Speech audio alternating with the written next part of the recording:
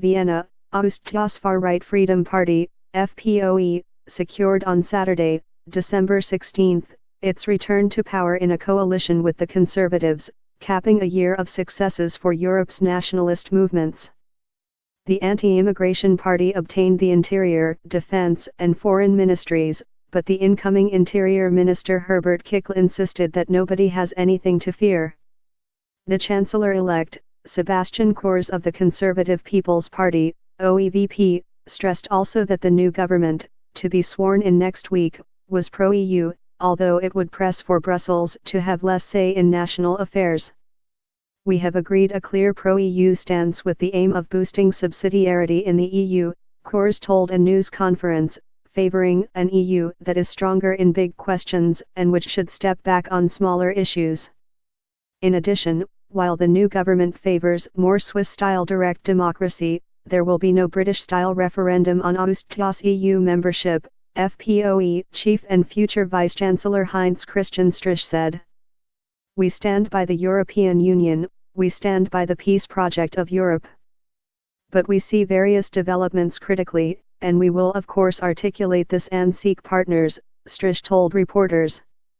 Strich, 48, has in the past been ambivalent about EU membership, calling Brussels a bureaucratic monster and saying that Britain will probably be better off after it leaves the bloc. Wizkid Kurz, 31, who will become the world's youngest leader, took over the reins of the OEVP in May, and swiftly pulled the plug on its unhappy grand coalition with the Social Democrats.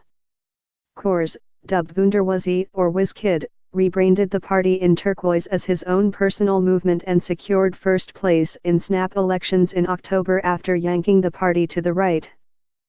The FPOE came third with 26% of the vote, which was double the stunning 13% notched up by the far-right Alternative for Germany, AfD, in elections the month before.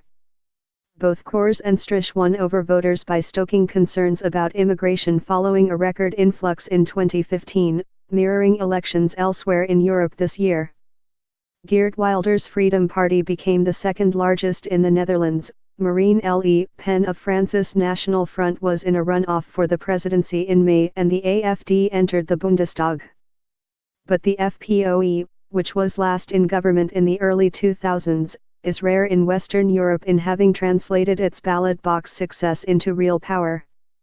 Last year it also came close to winning the largely ceremonial presidency. Speaking at a far-right congress in Prague on Saturday, Wilders said the FPOE's entry into government was an excellent result.